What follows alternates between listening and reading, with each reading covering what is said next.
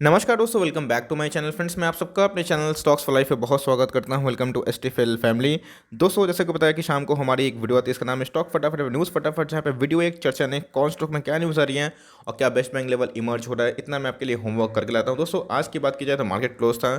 Generally मैं 25 से 30 stock का रिव्यू करता हूँ बहुत शॉर्ट टर्म में। तो आज की बात की जाए तो मैं 15 से 17 स्टॉक का ही रिव्यू करूंगा, बिकॉज आज मार्केट क्लोज था और होली के बाद ही खुलेगा। तो चलिए दोस्तों, इस बीच में कौन कौन से स्टॉक है, क्या न्यूज़ है और क्या हमें बाइंग लेवल निकल के आ रहा है, वो भी डिस्कस करेंगे। उससे पहले आप देख सकते हैं कि आज के दिन दोस्तों मैंने एक बहुत ही मन से वीडियो बनाया है। एचडीएफसी का बाप बन सकता है कि स्टॉक महज तो 10 अरब का निवेश और लॉन्ग टर्म का बैठ खलिए तो ये आपको करोड़पति जरूर बना सकती है। इतना दम है स्टॉक मार्केट में और मार्केट पलट सा गया।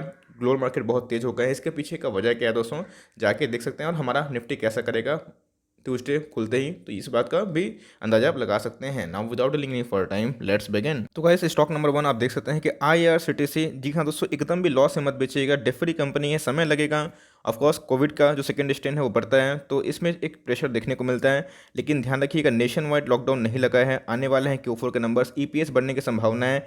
क्या पता कुछ अच्छी न्यूज़ ही आ जाए। तो मेरे हिसाब से लॉस बुक करना एकदम सही आइडियल स्ट्रेटजी नहीं है। और मेरे हिसाब से आपके पास है होल्ड एंड कंटिन्यू। फंडामेंटली बहुत ही अच्छी कंपनी है, गजब के आरओई है, आरओसी है और बहुत ही ग्रोथ दिखाई पड़ता है। अभी तो फ्रेंड्स टाटा के संग भी इनका पार्टनरशिप हो चुका है। तो मेरे हिसाब से आपके पास है होल्ड एंड कंटिन्यू। नहीं लिए हैं तो 1700 के लेवल में दोस्तों आप चाहे तो ले सकते हैं। बहुत जगह मैं देख रहा था 1600 1550 का वेट कर रहे हैं। दोस्तों, मार्केट में टाइमिंग मत करिए। एक दो स्टॉक लेके खरीद सकते हैं। आप देख सकते हैं स्टॉक गिरता है भागता है, गिरता है भागता है, ये चलते रहता है ना। तो आप मार्केट को टाइमिंग मत करिए, मार्केट में टाइम स्पेंड करिए, आपका अच्छा खासा मुनाफा होगा। आईआरसीटी की बात की जाए तो डेफरी कंपनी है, आप लॉन्ग टर्म तक होल्ड कर सकते हैं। बालाजी माइंस की बात की जाए, जी हाँ दोस्तों, एक बहुत ही अच्छी कंपनी है। और इधर पे अगर आप देखें तो बालाजी माइंस ने अच्छा खासा पैसे बना के दिए हैं और ऑल टाइम हाई से थोड़ा करेक्ट हो चुका है। लेकिन बेस्ट बाइंग लेवल से मुझे अभी भी लगता है कि एक 1600 के नीचे इमर्ज हो सकता है। अगर आपको कोई कंपनी केमिकल वाली चाहिए तो इससे भी बहुत अच्छी अच्छी कंपनी दिखाई पड़ते हैं। लेकिन हाँ, इसमें एक गजब की तेज़ी हमें पिछले कुछ समय से देखने को मिली है। तो मेरे हिसाब से करेक्शन का एक फेज इसमें ड्यू है। तो इधर पे जल्दीबाजी नहीं करिएगा, थोड़ा वेट एंड वॉच करिएगा। बहुत लोग बोल रहे थे खरीद लूँ, खरीदने खरीद सकते हैं, लेकिन थोड़ा थोड़ा इससे अच्छा मार्केट में और भी अच्छा ऑप्शंस हैं, उधर पे चाहे तो निवेश कर सकते हैं। बट बालाजी अमाइंस ऐसे कंपनी अच्छी खासी दिखाई पड़ती है। जी हाँ दोस्तों, 2400 का स्टॉक था इप्का लैब और अभी हमें 1800 के लगभग दिखाई पड़ रहा है। जब एकदम फार्मा में बूम था तो सारे दोस्तों कंपनी अच्छा खासा परफॉर्मेंस देते हुए देखने को मिल रहे थे। लेकिन जी हाँ दोस्तों, चाहे तो इधर पे माल ऐड कर सकते हैं। अब टॉप पे नहीं खरीदिएगा तो एक डिप में खरीद ही सकते हैं। 1862 के लगभग आ चुका है। रफली देखें तो 500-600 का डिस्काउंट मिल रहा है। कंपनी फंडामेंटली बहुत ही अच्छी है और मैं देख रहा था इनकी परफॉर्मेंस ठीक ठाक है, लेकिन परफॉर्मेंस नहीं दे पा रही है। कोई दिक्कत नहीं है, एक सेक्टर में ही करेक्शन है, इस बात को ध्यान रखिएगा। बट फंडामेंटली स्टॉक बहुत ही अच्छा है, आपके पास है, होल्ड एंड कंटिन्यू कर सकते हैं। जी हाँ दोस्तों, एक और कंपनी है ओरिएंट इलेक्ट्रिक लिमिटेड, 312 के लगभग स्टार्ट देखने को मिल रहा है इनके प्राइस। और इधर पे आप देखें तो कोविड के बाद दोस्तों इस स्टॉक ने अच्छा खासा रिकवरी किया है, अपने ऑल टाइम हाई को ब्रीच किया है। फंडामेंटल की बात की जाए तो जी हाँ दोस्तों, एक अच्छी खासी हमें ग्रोथ देखने को मिल रही है और स्टॉक में दम है। तो लॉन्ग टर्म में मेरे हिसाब से ये स्टॉक अच्छा कर सकता है। इसमें थोड़ा सा निवेश करने से पहले अपना स्टडी खुद करें और देखें इस लेवल तो बाई कम से कम ना करें। 285 के नीचे कभी आए तो बाई कर सकते हैं। लेकिन कंपनी की बात की जाए तो बहुत ही अच्छी दिखाई पड़ रही है। जी हाँ दोस्तों, इंडसइंड बैंक बहुत ही फेवरेट बैंक है। अभी येस बैंक को छोड़ के लोग इंडसइंड बैंक पे आए हैं, क्योंकि इधर पे एक ऑल टाइम हाई से काफ़ी क्रैश देखने को मिल रहा है। दोस्तों, बैंक की बात की जाए तो इनके कासा हो गए, कैपिटल एडुकेशन ठीक ठाक है, लेकिन एनपीओ को लेके ये बैंक दोस्तों बहुत ही जूझता हुआ दिखाई पड़ता है। तो मेरे हिसाब से आपके पास इससे अच्छा विकल्प है, एक अपॉर्चुनिटी है, तो उधर पे निवेश करना आइडियल होगा फ्रॉम माय साइड। मैं दोस्तों इसको इग्नोर करने वाला हूँ। इसके जगह आप चाहे तो एचडीएफसी बैंक पे निवेश कर सकते हैं। जी हाँ दोस्तों, मैंने आपको क्लियर कर बताया था कि अनुपम रसायन का कंपनी बुरी नहीं है, लेकिन इनकी जो लिस्टिंग हुई थी उतनी हाई प्रीमियम देखने को नहीं मिलेगी। वैल्यूएशन वाइज काफ़ी महंगा था और मैंने बताया था कि 500 का एसएल ले काम करें तो हिट हो गया। तो कोई दिक्कत नहीं है, अच्छी बात है दोस्तों, क्योंकि आपका डाउन साइड नहीं रहा। बिकॉज अभी तो स्टॉक मार्केट में आईपीओ क्रैश हो जा रहे हैं लिस्टिंग के बाद, तो ये अपने आप में ही बहुत चैलेंजिंग है। और मेरे हिसाब से आपको अनुपम रसायन में मिला है तो फिर भी दोस्तों 490 का एसएल लेके ही काम करें। तेजी आएगी फिर घुस सकते हैं, लेकिन वैल्यूएशन वाइज अभी महंगा दिखाई पड़ता है। जी हाँ दोस्तों, आप देख सकते हैं कि रिलायंस में एक बड़ी खबर निकल के आ रही है। यस दोस्तों, मैं जल्दी ही कवर करूंगा, इसका स्पेशल वीडियो बनाऊंगा कि अगर क्रूड की बात की जाए $65 पर बैरल स्टेबल होता है तो इसमें अरेमको की डील देखने को मिल सकती हैं।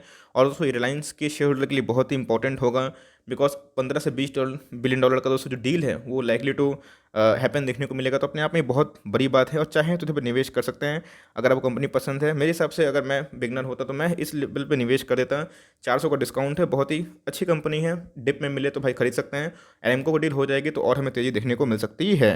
जी हाँ दोस्तों, इंडिया मार्ट इंटरमेश अब अपने बाइंग लेवल पे आ चुका है। कंपनी की बात की जाए तो मिड कैप कैटेगरी का डेफ फ्री कंपनी है, B2B बिजनेस सेगमेंट में काम करता है। 9950 इनके QIP के बाद ये भाग चुका था। अब इधर पे कोई लेगा तो फंसेगा ही दोस्तों, लेकिन आपने लिया है तो लॉस मत निकालिएगा, समय दीजिए। इंडिया मार्ट इंटरमेश बहुत ही अच्छी कंपनी है। अब बॉटम से बहुत भाग चुकेगी तो भाई कंपनी करेक्ट करेगी, लेकिन हमारा फर्ज यही है कि ऐसी कंपनी को एड ऑन डिप्स करना है और लॉन्ग टर्म तक रखना है। कंपनी का साइज़ की बात की जाए तो एक मिड कैप कैटेगरी का है, वही 20 करोड़ के ऊपर के मार्केट कैप है, लेकिन बहुत ही प्रॉमिसिंग और ग्रोथ मेकिंग कंपनी दिखाई पड़ती है। टाटा मोटर्स में अच्छी बात है कि रिकवरी लास्ट ईयर हमें देखने को मिली, लेकिन दोस्तों जब तक ये 300 के ऊपर स्टेबल नहीं होगा तब तक दाव मत खेलिएगा। 300 के ऊपर स्टेबल होगा फिर भी 290 कैसे ले काम करिएगा, बिकॉज अभी की बात की जाए गोल्डमैन सैक ने अभी भी उनको टारगेट मेंटेन किया 241 का, और मेरे हिसाब से गिरना चाहिए। अगर मार्केट तेज होगा भाग जाता है तो अच्छी बात है, लेकिन फिर भी स्टॉक में बहुत ज़्यादा रैली आ चुकी है तो मेरे हिसाब से ऐसे ले काम करना बेटर होगा। बट ओवरऑल बहुत लॉन्ग टर्म का नजरिया है, ईवी को लेके देखते हैं कि भाई वो आ सकता है, तो मेरे हिसाब से आपको बहुत लॉन्ग टर्म तक सोचना पड़ सकता है। जी हाँ दोस्तों, ITC में प्राइस गिरता है तो उधर पे अपॉर्चुनिटी बनती है, बिकॉज डेफ्री कंपनी है। 200 से लेकर 210 इनके अल्टीमेट रेंज देखने को मिलते हैं जहाँ पे बाइंग कर सकते हैं, और इधर पे एकदम MOS लेवल है, मार्जिन ऑफ सेफ्टी 200 का लेवल, और कभी 200 का लेवल टूटता है तो सुपर MOS मिल जाता है जहाँ पे खोने के लिए कुछ नहीं, पाने के लिए बहुत कुछ है, और ऐसी कंपनी कभी खत्म नहीं होगी।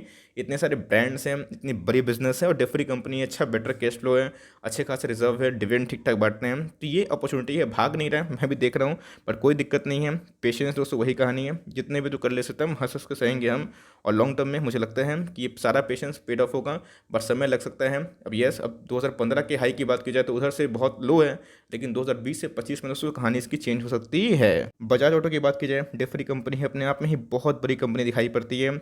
बहुत बड़ी मैं क्यों बोल रहा हूँ, तो जो टू व्हीलर्स में दोस्तों इनके सेगमेंट दिखाई पड़ते हैं, हीरो मोटोकॉर्प की, और खासकर इनके 1 लाख करोड़ की मार्केट कैप से ऊपर की हमें मार्केट कैप दिखाई पड़ती है। आप देख सकते हैं कि अपने आप में ही बहुत बड़ी बात है, ऑटो वाली कंपनी और 1 लाख करोड़ की market cap is a very good thing, ठीक है। तो इधर पे आप देखें तो 3600 के लगभग दिखाई पड़ता है। ऑल टाइम हाई की बात की जाए 4400 के लगभग दिखाई पड़ता है। तो ऑटो स्टॉक में किसी को निवेश करना है तो जा सकते हैं, लिए हैं तो एकदम पेशेंसली होल्ड करिए। कंपनी एकदम 100% बहुत अच्छी कंपनी है, रिवर्सल करेगी, बाउंस बैक करेगी तो बहुत तेज भाग सकती है। एयू स्मॉल फाइनेंस की बात की जाए, बहुत ही अच्छी कंपनी है। छोटे कद की बात की जाए तो यस दोस्तों, कंपनी में काफ़ी ग्रोथ दिखाई पड़ता है। कंपनी छोटे कद में एक पावरफुल बिजनेस में काम करती है, और इधर पे आप देख सकते हैं कोविड क्रैश के बाद क्या मस्त रिकवरी हुई है, लेकिन ध्यान रखिएगा इसमें एक रिस्क भी है। छोटी कंपनी है तो भाई वोलेटाइल होता है, तो NBFCs में फर्स्ट प्रायोरिटी हम लोग का वही होता है दोस्तों कि बड़ी बड़ी जो कंपनी है उधर पर निवेश करना है, छोटी कंपनी में थोड़ा लोकेशन देना है। लेकिन यस, इस पर स्टडी कर सकते हैं, लिए हुए तो होल्ड एंड कंटिन्यू कर सकते हैं। एक डिप आया तो लेने का सोच सकते हैं। बेस्ट बाइंग लेवल उसमें मुझे लगता है कि 1050 के नीचे ही होता है। और यस, इसमें घुसने के पहले थोड़ा सा स्टडी कर लीजिएगा, मेरे बातों पे मत जाइएगा, मैं जल्दी इसके ऊपर फंडामेंटल एनालिसिस लाऊंगा। लेकिन एयू स्मॉल फाइनेंस बैंक अच्छी खासी दिखाई पड़ती है। जी हाँ दोस्तों, 150 के लगभग 200 के लगभग कोई स्टॉक चाहिए बिलो 200, एकदम मनप्पुरम फाइनेंस को जा सकते हैं, थम्स अप है, बिकॉज इधर पे मनप्पुरम फाइनेंस एकदम सही लेवल पे आ चुका है, एकदम आपके पास है, माल दबा के बैठिए, फंडामेंटल बहुत ही अच्छे हैं। गोल्ड के प्राइस से गिर रहा है, भाग रहा है, लेकिन अगर इसको टाइम दीजिएगा दोस्तों ये बहुत ही अच्छी कंपनी बन सकती है। यस, मुथूट भी बहुत अच्छा है, बट मेरे हिसाब से मनप्पुरम फाइनेंस 150 के हिसाब से बहुत ही क्वालिटी दिखाई पड़ती है। और आप देख सकते हैं कि 9 के 10 के 7 8 के पी के नीचे है, तो बहुत ही शानदार बात है, और ये वैल्यूएशन के वजह से बहुत ही चीप है और अंडर वैल्यू स्टॉक में दिखाई पड़ती है। मारुति सुजुकी की बात की जाए, जी हाँ दोस्तों, एकदम मैंने क्लियर कट मना किया था 7200 पे, आपको याद भी होगा, मैंने बोला भी था कि ये लेवल आएगा, और आप देख सकते हैं कि आ गया। ये लेवल सस्टेन नहीं करेगा, 6300 जरूर आ सकता है। अपना GTT लगा के रखें, कभी मिल जाए तो उठा सकते हैं। मारुति सुजुकी की बात की जाए, ये भी डेफरी कंपनी है, बहुत ही अच्छी कंपनी दिखाई पड़ती है। अगर आप अफोर्ड कर पाते हैं इतने प्राइसी स्टॉक को तो ऑफकोर्स जा सकते हैं, बट मेरे हिसाब से प्राइस डजंट मैटर, फंडामेंटल बहुत ही अच्छे हैं। ऐसे मोटर कंपनी, व्हीकल कंपनी, ये बहुत ही अच्छी कंपनी दिखाई पड़ती है। विप्रो की बात की जाए तो जी हाँ दोस्तों, बहुत ही बड़ा मल्टीबैगर रहा है पिछले कुछ समय का, और इसमें एक कमजोरी है। कमजोरी इसलिए है बिकॉज इनके आने वाले EPS जो इनके इक्वेशन थे बाहर की विदेशी कंपनी को एक्वायर करने के बाद, तो मेरे हिसाब से उधर पे एक प्रेशर है कि इनकी EPS सैचुरेट रख सकते हैं या फिर फ्लैट हो सकते हैं, इसलिए मार्केट में रैली नहीं है। ऑलरेडी इसमें न्यूज़ फैक्टर इन थी, बट मेरे हिसाब से इसको दोस्तों जो होल्ड कर सकता है, जिसमें पेशेंस होता है, रिवॉर्ड उन्हीं को मिलता है। जिनके पास पेशेंस नहीं है वो दोस्तों विप्रो को होल्ड ना करें, इससे अच्छा चाहे तो इन्फोसिस और TCS पे जा सकते हैं। और at last but not the least, Bajaj finance limited एकदम दोस्तों मस्ट बाई है, और इधर पे आपको मौका मिल रहा है 5000 लगभग जब भी आता है दोस्तों, इसमें एक इमर्जिंग आ जाता है वैल्यू, और जितना ऐसा प्राइस गिरता है उतनी वैल्यूएबल क्वांटिटीज़ में ऐड होती रहती है। अब ये स्टॉक आप देख सकते हैं कि 1700 तक जा चुका था। बहुत लोग 1500-1400 का जीटीटी लगा रहते हैं। हमने बहुत ही माल उठाया और आप देख सकते हैं कि पैसे भाई 2 गुने से भी ज़्यादा कर दिए हैं। तो ऐसी कंपनी पे टाइम मत करिए। अब चूँकि महंगा स्टॉक है तो हर महीने की बात की जाए, हर एक स्टॉक उठाइए, हर 2 महीने में एक स्टॉक उठाइए, लेकिन उठाते रहिए।